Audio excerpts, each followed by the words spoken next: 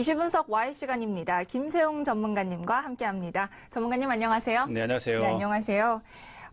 삼성전자가 사상 최대 영업이익을 달성을 했습니다. 지난해 연간 영업이익이 50조 원을 돌파하면서 사상 최고치를 기록을 했는데요.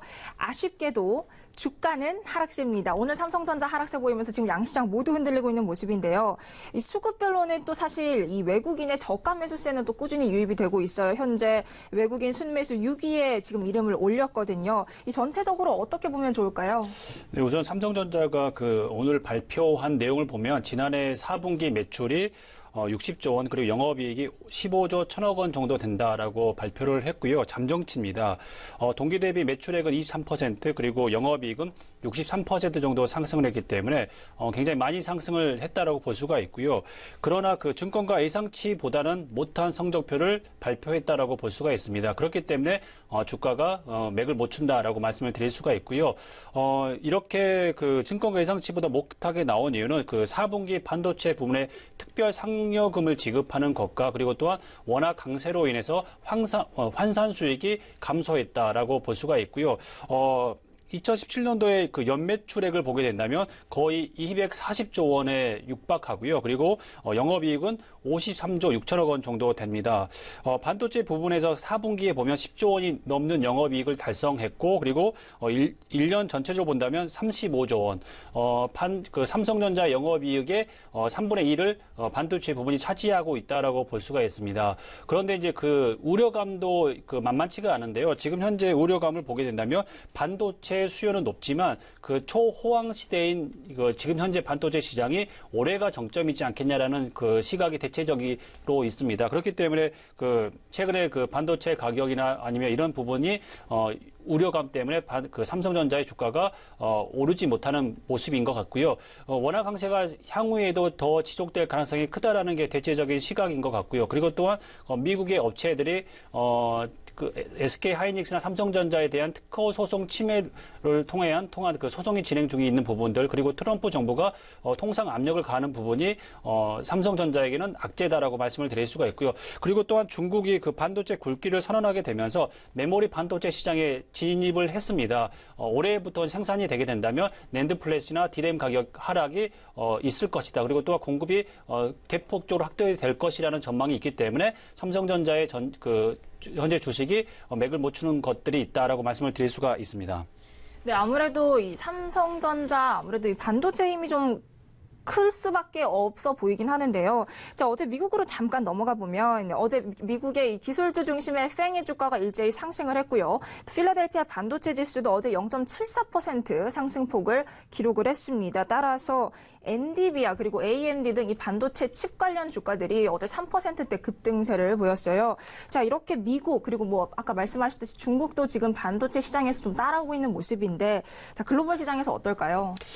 우선은 차트를 한번 간단히 보여드리면 필라델피아 반도체 지수 같은 경우 지금 어제 같은 경우는 0.74% 정도 상승을 해서 지금 현재 1335를 기록 중입니다.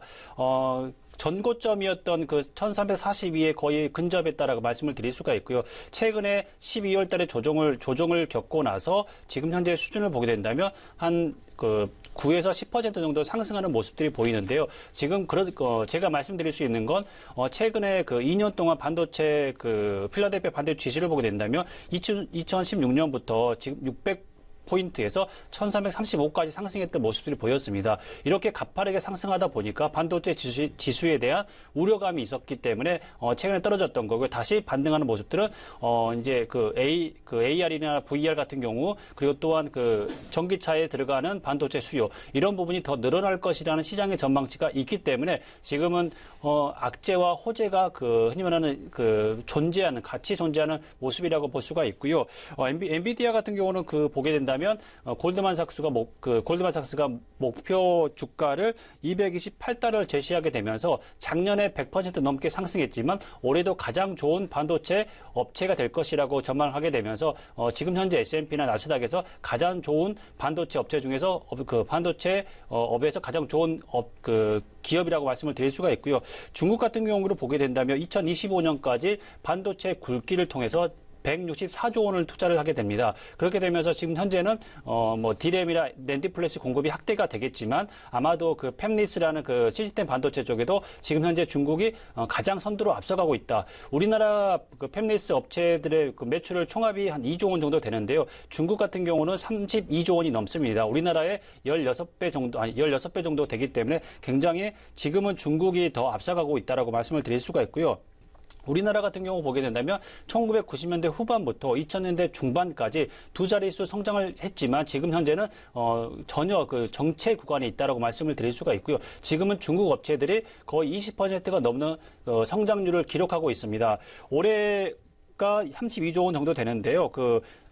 작년에 그랬고요. 올해 같은 경우는 39조 원 정도를 예상을 하게 됩니다. 그렇기 때문에 가장 빨리 커지는 시장이 지금 현재 중국의 그 팹리스 시장이다라고 볼 수가 있고요. 그리고 화웨이의 자회사인 그 최대 팹리스 업체인 하이실리콘 같은 경우 보게 된다면 지난해 매출이 6조 3,500억 원 정도 됩니다. 우리나라의 삼성전자의 LSI 사업부에 근접하는 매출을 기록하고 있기 때문에 지금은 거의 중국이 이 시스템 반도체를 거의 잡아가고 있다라고 볼 수가 있고요.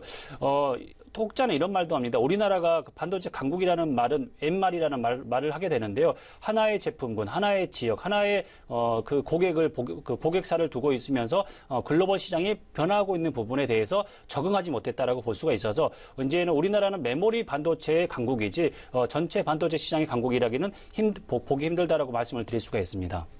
네, 뭐 연초 보고서를 사실 살펴보면요. 아무래도 연초다 보니까 이 투자 전략에 대한 보고서가 많이 나왔는데 2018년에 방향성을 잡으려면 반도체를 비롯한 IT 업종의 흐름을 봐야 한다. 뭐 이런 보고서가 많이 나오더라고요. 자, 2018년 투자 전략, 방향성 어떻게 잡으면 좋을까요?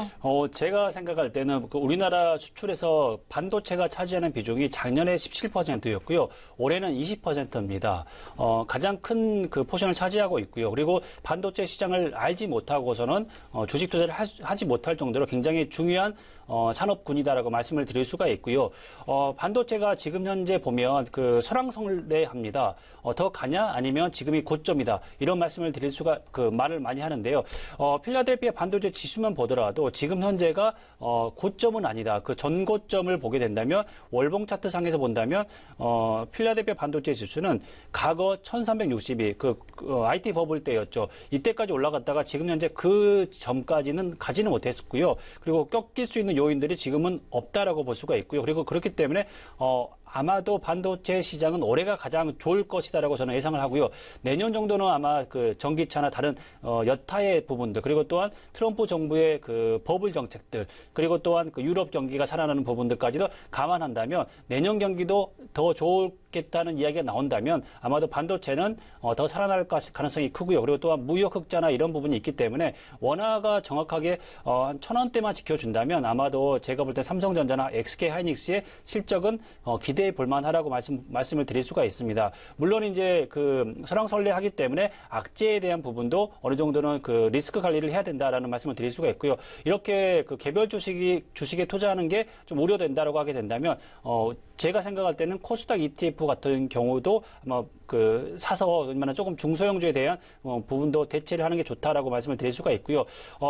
국민연금이 코스닥을 사는 비율이 1% 정도밖에 되지 않습니다. 코스피는 7%가 넘기 때문에 아마도 제가 생각할 때는 주식운용본부장이 2월 달이나 3월 달에 취임하게 된다면 코스닥에 대한 부분이 자금이 집행이 된다면 아마도 코스닥 전체 시장이 지금보다는 더 좋아지지 않겠냐라고 보고요. 개별 주식 투자에 대한 부분이 조금 어렵다면 코스닥 ETF 같은 시장을 사는 전략을 가져가시는 게 좋지 않을까라고 생각이 듭니다.